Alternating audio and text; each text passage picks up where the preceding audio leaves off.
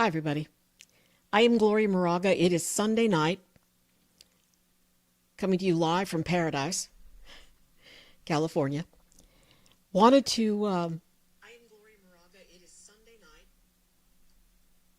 coming to you live from Paradise. I have my phone audio up because I wanted to make sure and check and see that everything sounded okay. I've been having trouble with my audio in that I'm putting up multiple audio sources and I'm getting an echo. So I'm trying to adjust that and fix that. So I've tried to get on all day today and I've had technical difficulties. My computer's in the shop and I'm using a computer I'm not used to, and all my software and stuff that I really love is like not here. But this is Gloria Moraga here. This is my channel, Political News. I am a longtime political reporter. Thanks if you're going to join me for joining me. Please hit the heart buttons, the like buttons, so that the algorithm will pick me up. And the more that you do that, the more people come and know that we're doing this. Wanted to share some things with you. I have got the Al Jazeera live feed up on my computer. I've got the BBC live feed up on my computer. The war has taken a more serious, well, I mean, it was always serious. What am I talking about? But, Hezbollah is now getting involved and helping Iran. And so there's that. But I wanted to share some information with you.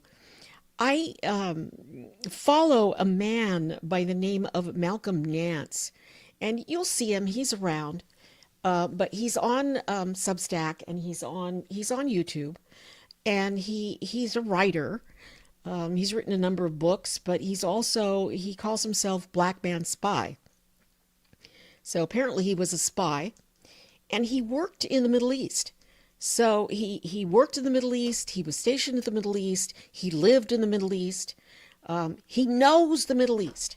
I mean, if we had better journalism, better media right now, this dude, Malcolm Nance, would be on every show, sharing his knowledge. So I watched him this morning, and he was on with another guy who I believe he also was a spy for someone. His name is Jacob Cosbro. It's Kaarsbo. I can't even read my own writing. But the reason I'm sharing it and the reason that I like them and want to share this with you is because they talk about and know about weapons. They know about artillery, and they know what's going on. Hi. They know what's going on right now with the drones. They're going to talk about Shaheds, and these are the weapons that Russia is using to attack Ukraine, and they're going to talk about it in this clip. So I'm going to play this clip. I'm going to make myself small, and here's Malcolm Nance, and I'm giving him total credit, and I'll put a link to his stuff on my in my description after I get off here with this and post this live. So you can find Malcolm Nance. He's great. He's just filled with information.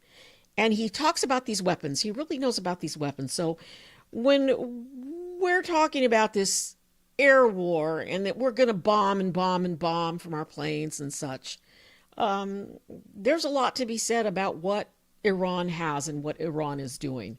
So I'll play this and make myself smaller and turn this up.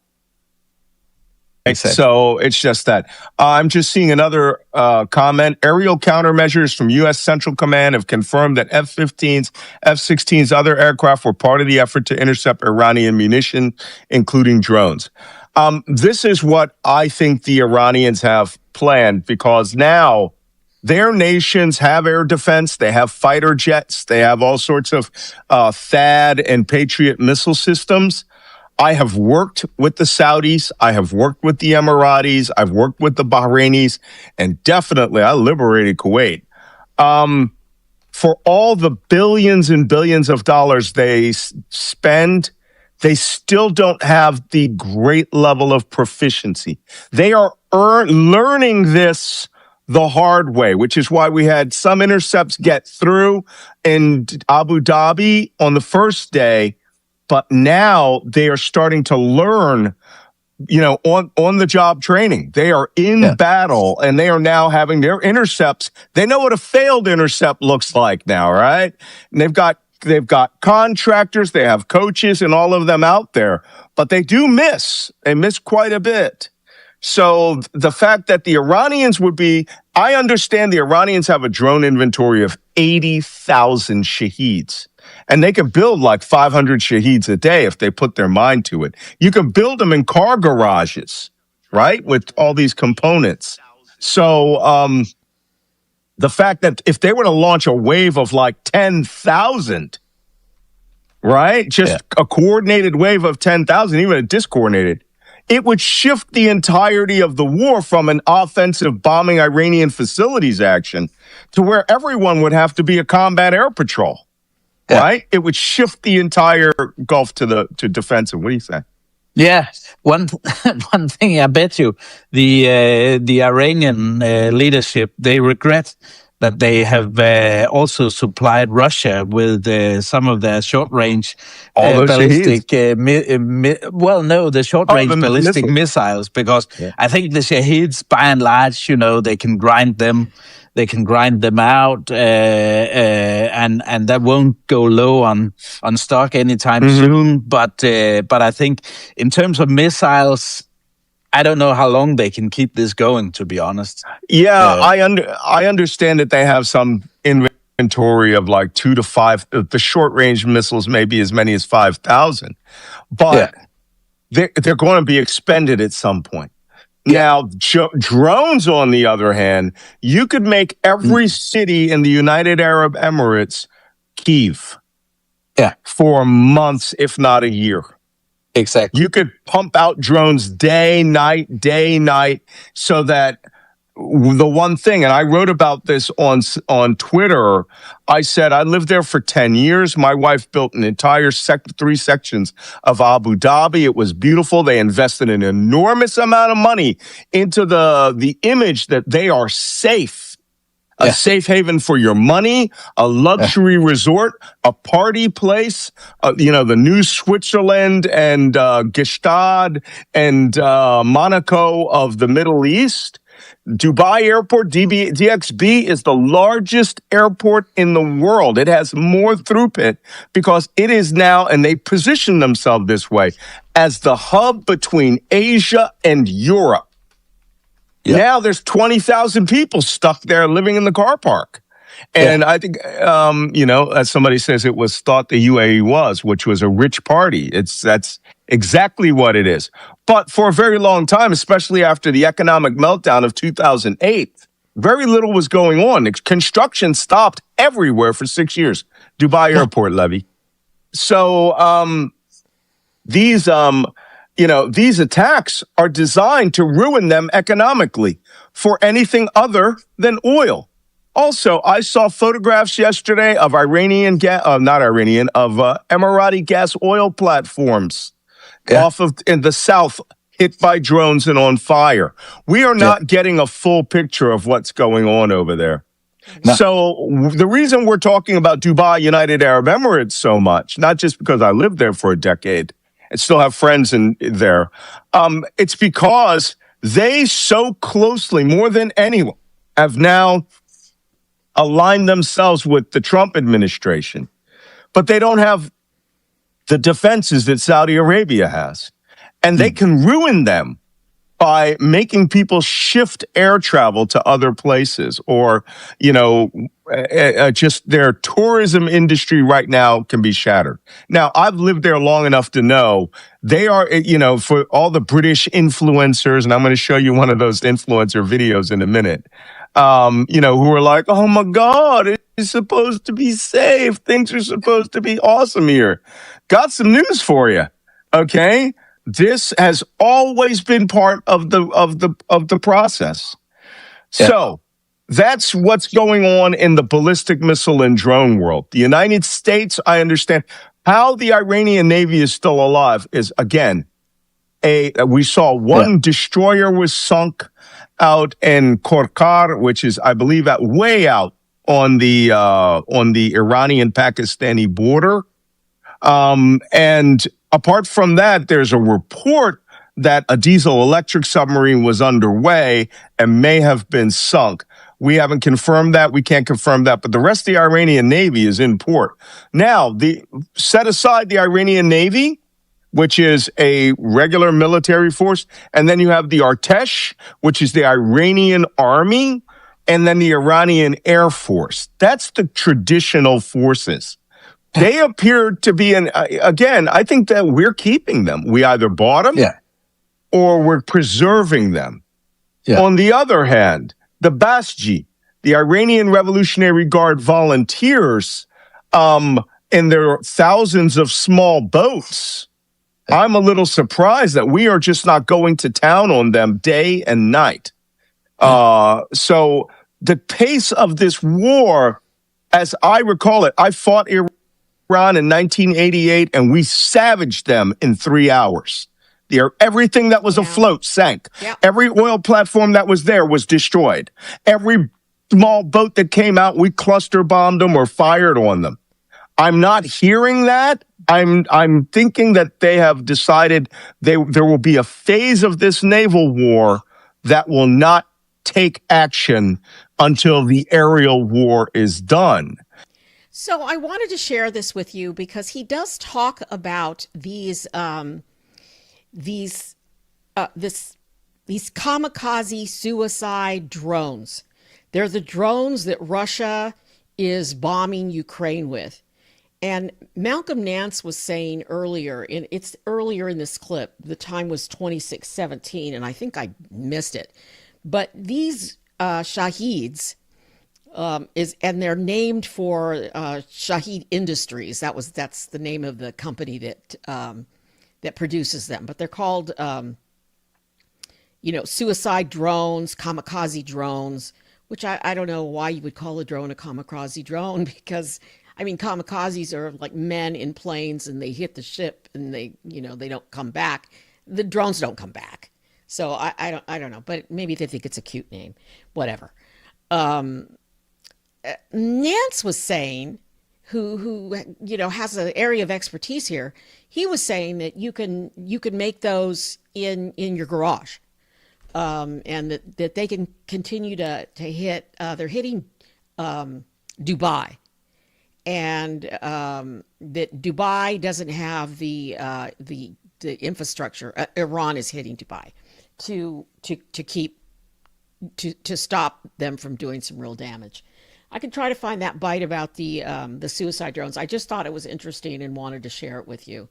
I've got the BBC up and I've got Al Jazeera up, and I put it up and wanted to share it with you because of what is going on there, and I wanted to share it with you because we're not getting a full picture of what's going on in the Middle East from U.S. Websites as good as what's going on with Al Jazeera and the BBC. And so so I posted the videos, and they're on my site, of Trump coming out, and he did another phony baloney, just a video message. Dubai is rich but can't protect themselves. Well, yeah, that's what Nance was saying. That's why I thought it was so interesting to run his soundbite. They're rich, but they weren't. They're not designed, according to Nance, to for all-out war. They're kind of designed to be a hub and to be a party place. A place for for rich people to come and party. The United Arab Emirates isn't as protected as Saudi Arabia, for instance, and so that was the whole message there. So yeah, they're rich, but the counter message was they're rich, they're not as protected, and guess who would come to protect them? It would be us. It would be the United States, because Trump's got a lot of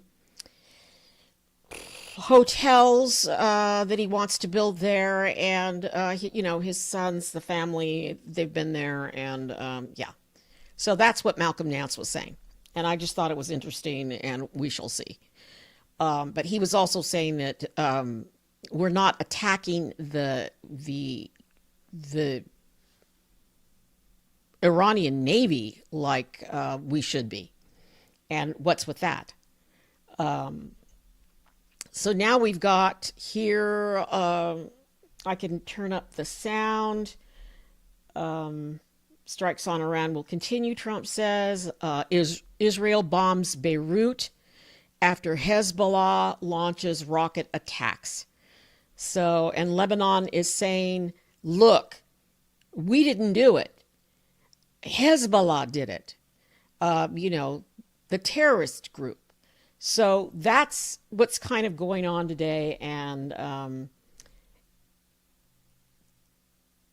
to the IRGC. So the National Security Council will be the coordinator. In this case, we have a politician and a diplomat like Ali Larijani, who will act. He's talking about who's going to take over now, because the Ayatollah knew. I mean, he was older and he had plans. He's not a stupid man. And they had plans like who was going to take over if he was killed. And so they're talking about that now, about how the council's going to get together. So this whole thing about that Trump is saying, and we've got people here, I'm in California, we've got people in Los Angeles celebrating in the streets. And, the regime there has their own plans to stay in charge, just like Venezuela. And so I'll just be quiet for a little while and let them share what's going on, what the plans are. Here, they have some experts talking. Has been in power now for 47 years. Yeah. Part of the durability of this system is that it did not dismantle the Pahlavi government in 1979. What it did, in fact, was build upon it. So the institutions are relatively bureaucratized and filled with, well over hundreds of thousands of people that have been working in this system for many decades to come. Part of this war planning also has been for the replacement of key officials. I think that the leadership across Iran, having learned the lessons of the 12-day war from last summer, was quickly prepared to address the killing of senior echelons of state. And so they have all of these contingency plans in place, and they're trying to showcase a quick institutional response, and that they're still following process despite being under the biggest threat that they've ever experienced. Now, to you here, Ibrahim, with that complexity, is there brittleness, or is there, because of it being interwoven, strength? Yeah, well, I think the regime here, the way I see it, it's very resilient. It's very strong. It's a security-based regime. It has the powerful IRGC, and the besieged forces are in control of the situation. We have seen in the past war, the 12-day war, when the leadership was assassinated, it was replaced quickly without leaving any vacuum. So the regime was able to replace itself in terms of leadership without having really crackdowns in the system or in the regime. In addition, we also saw the protests last month that also lasted for a few weeks. During those weeks, though it was the protests were receiving very clear and strong support from the U.S., from Trump himself, but we haven't seen in the system any defections within the system. So the system remained strong, united, resilient, And there is an additional factor that I pay close attention to, which is an important factor in my view, which is the ideology of the regime. This is a regime is based on ideology, and the ideology has followers, and people within the citizens, they adopt this ideology. So it's not a regime that's separated from the people, but it's linked to the people, to the foundation. And for that reason, the way we saw now the assassination of Khamenei, people going out to the streets. And here I recall when Saddam was toppled in Iraq by the Americans, also how the people in Iraq went to the streets celebrating. But here we haven't seen, we are seeing totally the opposite of people actually mourning Khamenei. So that's the link between the regime and the ideology and the people, the citizenship. I think it's a strong factor that makes the regime resilient. Ibrahim, to you again, I mean, it's clear that Israel and the United States had a clear objective from all this, and that was regime change. But they didn't seem to have any end game here, apart from telling the citizenry to take to the streets and grab power.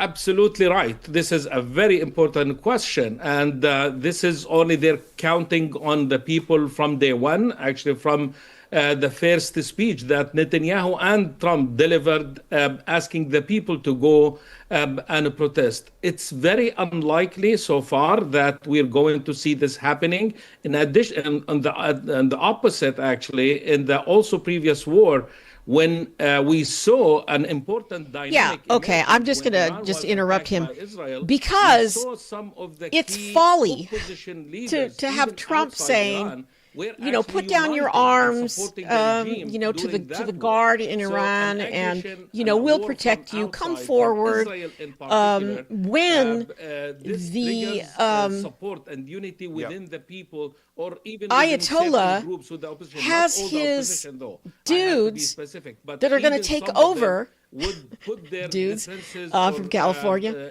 all ready to step in.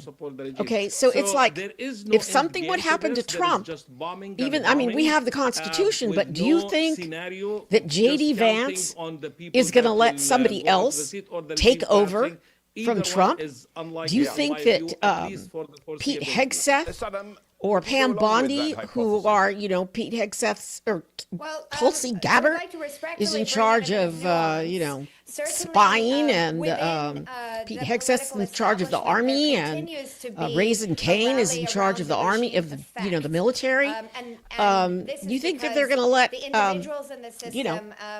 don't know, let's pick somebody real left-wing, AOC, or Hillary come in there and take over, and that we'd all rise up and say we don't want J.D. Vance to be. They have plans.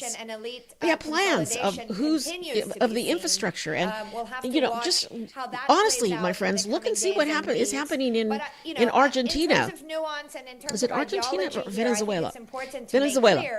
The regime's still in place. So yeah, people are celebrating in Los Angeles today, happy that the Ayatollah is dead, but the guys that helped him and that are probably worse than him, he was pretty bad, are ready there to take over, and they're getting ready to take over. So, ideology. I think all right, be safe, doctor. There is a deep be safe. I hope your shift goes really easily, not like the pit. Massacred over 6,000 people in the latest protests. There's been repeated decline in voter turnout every time there is an election. I'm going to turn it up. The ideology of the Islamic Republic is bankrupt, and the death of Ali Khamenei at the hands of Israel and the United States really opens the door for a new, perhaps, development of or an ideological shift from within Iran today that will move away from the Islamic nature of the Islamic Republic in a formal way into something else. And why is that going to happen? Because the people itself have been deeply frustrated with the economic corruption and the a lack of economic delivery. They've been deeply frustrated by the lack of reform and a governance system that has not delivered on its social contract. And ultimately, they're deeply frustrated by the religious foundations of the regime as well. To you, Elijah, I mean, can you distill all that? Because, I mean, let's face it, we may not get regime change straight away. And let's not forget the 1979 revolution took about a year to unfold. Yes, it is true. So this is why we see the difference in the narrative between what President Donald Trump said and what Benjamin Netanyahu said. Trump said this is a regime change. Benjamin Netanyahu, because he's more experienced in warfare and he ran so many wars in his 16 years in power, he said we are going to lay the ground for a regime change. So he is hoping that what happened in Iraq in 1990s, where the oil for food, sanctions, and the 13 years that took in Iraq before the Americans moved in to remove Saddam Hussein in power, that this war will prepare the ground for a potential possibility to change the regime on the long term. So he is aware, as I am also, and I think many people are, that this is not something that can happen in such a swift war, even if this war lasts for weeks. And the bankruptcy of the regime, we've heard this narrative for the last 40 years, and nothing has happened, and still the government in Iran is still holding its ground. So the sanction and the effect of sanctions since 1980, with the first one with President Jimmy Carter, to President Trump in his first term, maximum pressure, where thousands of sanctions were imposed on Iran, and in his second term, all that has indeed crippled the economy. This is the reason why people are indeed unhappy, but not to the point to accept that two powers like the United States and Israel decide to change the regime, and the population of Iran will support it. Ibrahim, the thing is, there's a lot of uncertainty because Khamenei. All right. The reason that I'm stopping that, they're debating, regime change and is that going to happen?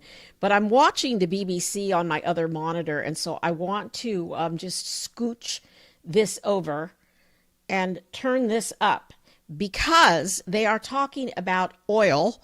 They are talking about the embargo. They're talking about ships being attacked in the Strait of Hormuz. And they're talking about the price of oil and how much more we're going to have to pay for energy, for oil. So I'll turn this up and listen to it because they just had a woman on talking about the stock market and talking about the financial impact that this is going to have on all of us. Owners and operators to stay clear of the transit or seek shelter, basically inside in designated safe areas within the And what does that mean from a practical point of view? Right, they're talking about bombing. Ships are seeking shelter, where do they go? Is there a clog of ships somewhere? Yeah, definitely. They seek safer ground down at areas around the UAE, Dubai. They seek also areas at Qatar. So even though we see Iranians strike U.S. interest and other interests across the Arabian Gulf, that's where they go. On top of course, the GPS spoofing, as we also know, take place. So they basically sail in dark if they can sail at all. And what's the cost of all of this? Massive disruption to those supply chains that are connected via the Arabian Gulf. Many great container lines do transits the Strait of Hormuz going into Jebel Ali before carrying on. But for the time being, it's local, it's regional, but of course also global. With the Houthis now also threatening to increase their attacks on shipping in Bab el-Mandeb, the southern part of Red Sea. So freight costs are rising. Businesses are not connected. Carriers do no longer accept bookings into the Middle East region.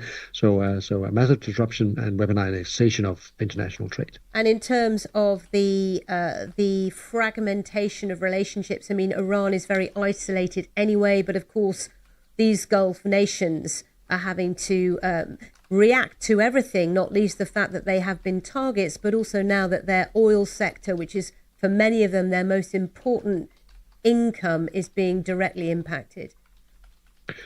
As always, there are more than one truth of what's going on. There are also more than one type of ship owners, cargoes, and ways to do business. So the one ship type that we're actually still seeing moving in and out are actually the tankers, but it really depends on where they're going, what they're carrying, and who owns the ships in the end. So it's not like a complete standstill, which could be pretty scary. And you talked about oil prices going up before, but of course it is disrupted. It's not by far business as usual. Peter Sand, thank you for telling us what's happening in shipping from Zenetta. Let's look at stock markets then and what's been going on in terms of reaction. It's bad. Of course, the Asian markets first to react to the events over the weekend, and we saw sharp falls at the open, especially among the airline stocks. Japan's key Nikkei index falling more than 2% in early trading. Hong Kong's Hang Seng down more than 1.5%. We had the Kospi in South Korea down around 1%. Airline stocks are the big losers as travel is severely disrupted across the Middle East. It's a major travel hub. Let's go to our Asia business hub.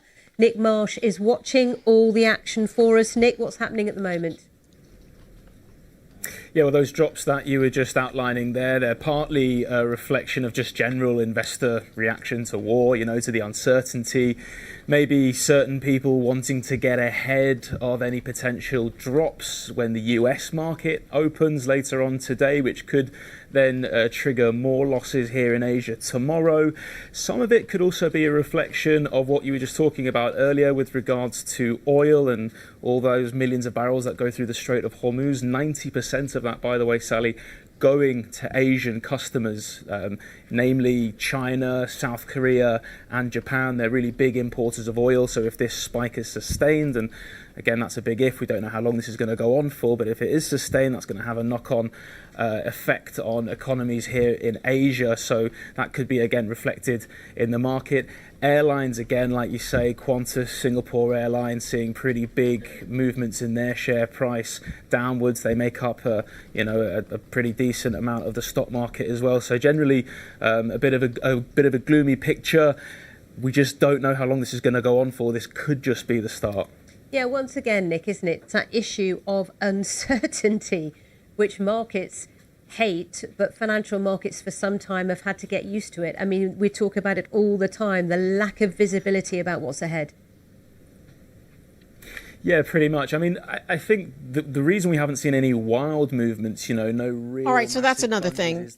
Trump talked today, and I'm just going to jump in here because when you talk about the economy and markets, it's the uncertainty. It's businesses don't know what to do because of the tariffs. They don't know what it's going to cost. They don't know how to buy inventory, and on and on and on. Same thing with the stock markets.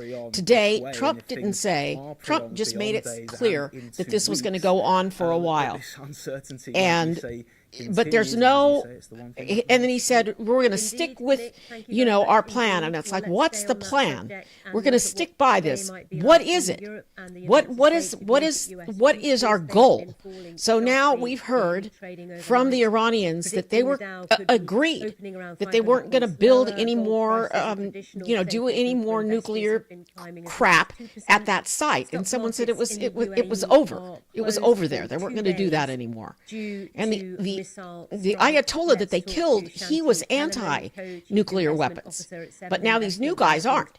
So it wasn't that. It wasn't about the nukes. It was about regime change. But now we've killed the main guys, but yet there are new main guys that feel the same way that are going to be in place. So that's what we've been playing here. We played the, what's going to happen? Is there going to be a big regime change? Are the people going to rise up?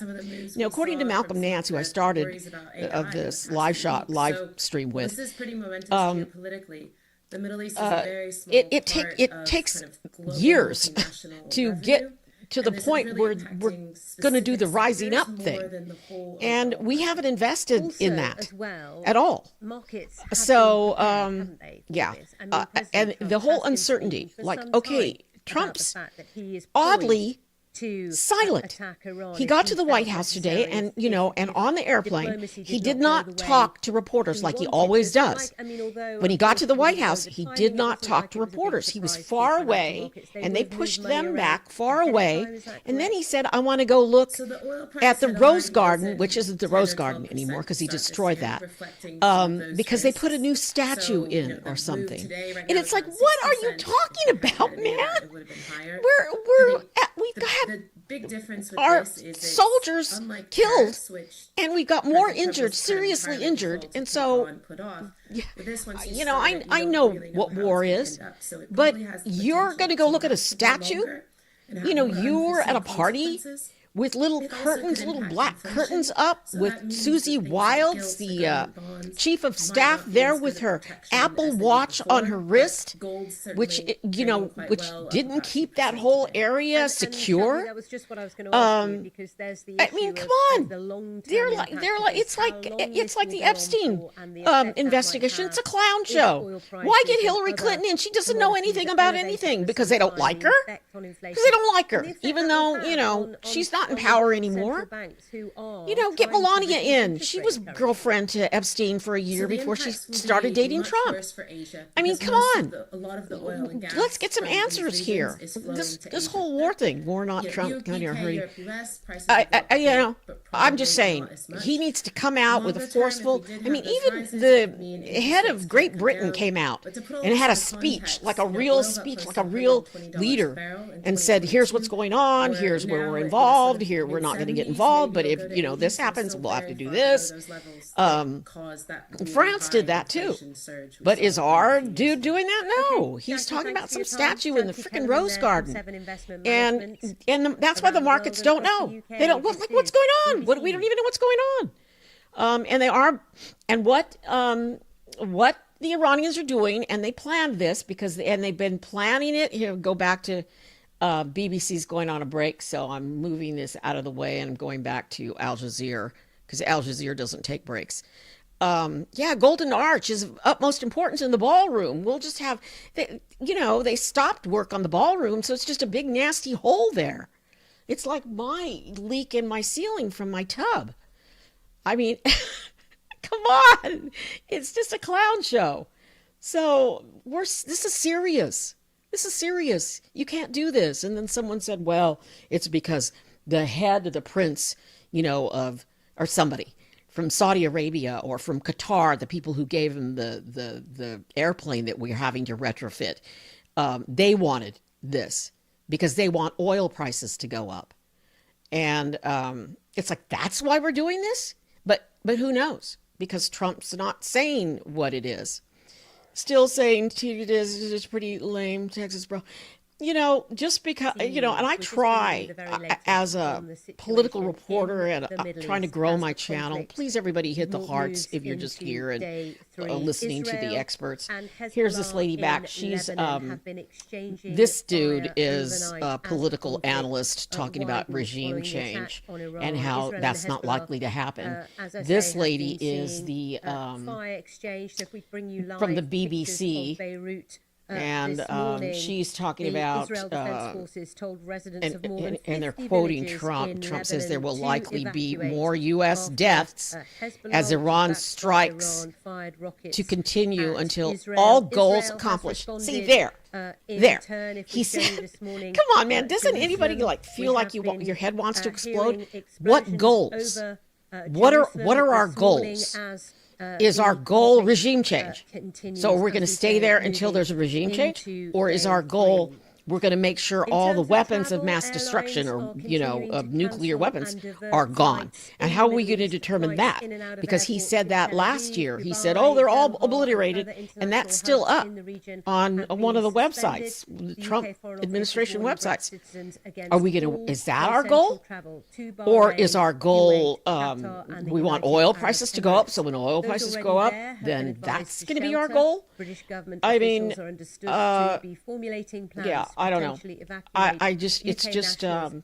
It's frustrating. I mean, as bad as George, you should give up because you're biased. I am biased. Here's what I'm biased about.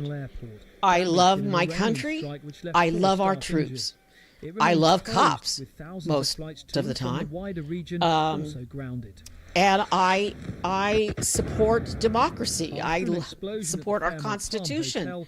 I, for my master's degree, took Middle East, modern Middle East classes. It's what the Middle East. Are you crazy about the Middle East? The Middle East does its own. They're an ancient civilization. And every time we try to do this, we fail. And I don't know how many of you have studied the Vietnam War and the reason that we lost the Vietnam War and the reason that we've lost in Afghanistan. Every time America has lost a war, it's because we didn't understand our enemy. We didn't understand Vietnam. I have loved ones who died fighting in Vietnam. So I love our troops. I don't mean to disparage our troops ever. But we didn't understand that kind of war. We had dudes here, Rumsfeld and other old men, I can't think of his name right now, it wasn't Rumsfeld, fighting a traditional war. We weren't fighting a jungle war. And it's the exact same thing that we're doing here, and we're doing it again. And why is he doing it? I don't know. I'm a political reporter. I covered Washington for many years, and I covered politics here in California for many years. My job, I still feel like I'm doing it now on my channel here on YouTube, is to try to cut through the crap. And there's a lot of crap coming out of this administration, and I'm not quite sure I don't know what the goal is. And that's not good. That's not good. I mean, I covered George Bush. I covered that war from the Pentagon. And you lay out the goals. You lay out the goals. Like, what are you going to do? And there's no goal. And I don't know. Honestly, come on. If you put everything aside, all your feelings aside about, Nancy Pelosi, put them all aside. We'll just wipe them out. He's not well. He's not well. Do I wish he was well? Hell yeah, I do. I want our leaders to be well. So here we go to the BBC, and I'll shut up for a while because I do want to share what other countries, how they're covering this. And, Iran is now bombing our allies. And so it's getting messy. And it starts to get messy. Then who are 97 million passengers last year. And so do Doha and Abu Dhabi in terms of increasing the number of passengers cancelled yesterday into the Middle East. That equates to something like 2 million.